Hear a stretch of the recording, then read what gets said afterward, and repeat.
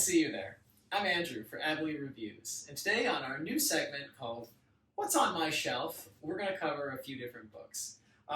They're all going to be very much themed, and surprise, surprise, they're going to be Legend of Zelda themed. We have 3 books.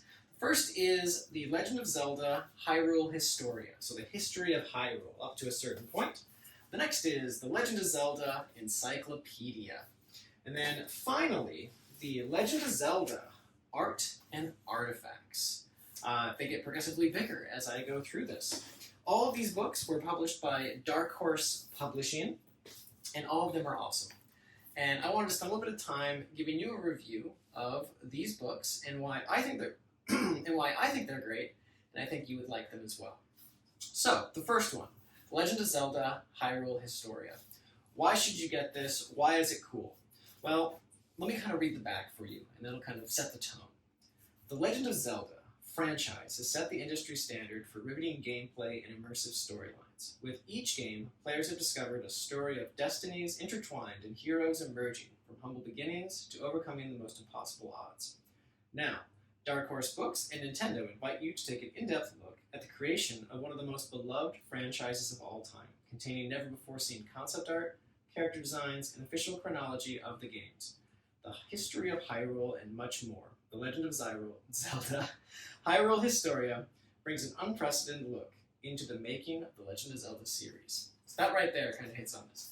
This book, in all of its delightful glory, covers essentially the Zelda timeline and then the development process that it took to go there. So it all started with Skyward Sword, and as we continue on, you get to see the various character art and all the fun pieces that it really took to make these games and bring them to life on the screen.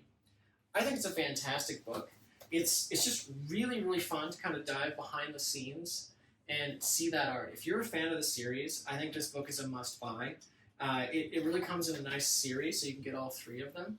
But really stepping through and getting a chance to see the maps, how the characters were designed, what character designs didn't make it into the games, and then just the overall story of each of these games really takes sort of an unprecedented look at why The Legend of Zelda is such a great series, just because of all the love and care that's sort of gone into it. So I totally recommend this game. If you have some money to burn and you're a fan of the Legend of Zelda series, it's a must-buy. Now, that being said, we have 2 other books that are also sort of part of the book series by Dark Horse Publishing. And the next one is the Encyclopedia.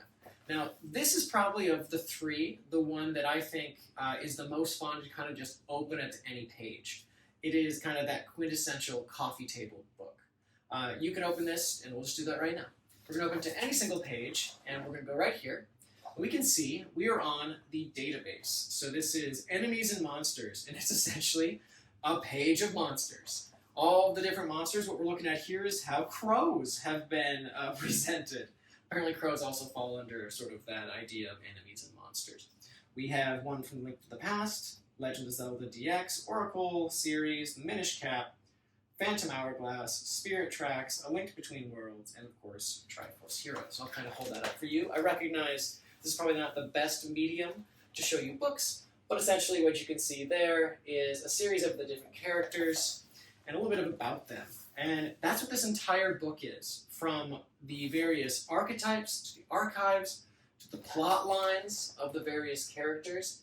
It is the perfect coffee table book. You set this on your table and you show this to some of your gaming friends, they're going to have an absolute blast going through this book.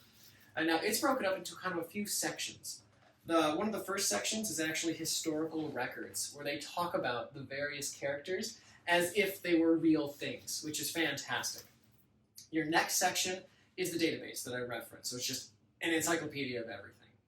And then we get into the archives, and the archives really showcase a lot of that concept art, and it just makes this book so worthwhile.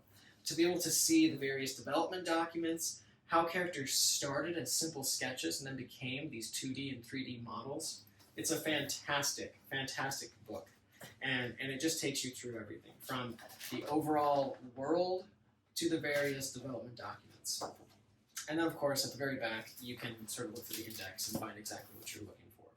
So that's the Legend of Zelda Encyclopedia. But we have one more book to go through, and it is the largest of all of them. So you can basically tell these other two books, although they cover the virtual in-game stuff, as well as different concept art and all those fun pieces, clearly there is way more to show. And that is the final piece, the Legend of Zelda, Art and Artifacts. And my goodness, just to kind of put this in perspective, here's the Hyrule Historia, and here is the Encyclopedia. Quite a distinction here. It's nearly the size of the two books combined. And as we open up to this space, it really is just an art book. Just a whole book of gorgeous, gorgeous models and art, from the Skull Kid to a whole bunch of characters that, frankly, I don't recognize because I haven't played every single game in the series. And it's just page after page. Oh my gosh. So the Master Sword from that end. Oh my gosh. Every single one of these things I want as a wallpaper on my phone. To even some of the older Oracle of Seasons games. Like, this is an awesome book. Now, it's a little bit different, right? Because every page here is essentially just the artistic elements, but it's also the marketing pieces. So you can also see how all the games were presented. Overall, fantastic, fantastic book. In my mind, all three of these are worth getting. But if I had to pick and choose, I think your best option is either the Hyrule Historia, because it actually has a lot of dense information for you, or the Encyclopedia for a lot of content. But if you just want to look at pretty, pretty, pretty pictures, look no further than the Arts and Artifacts book. You can buy these three books on Amazon. You can also look for them online. Just search The Legend of Zelda, Hyrule Historia, Dark Horse Publishing, and they're going to show up on probably many platforms. You can buy them as a set of 3, or you can get them individually as well.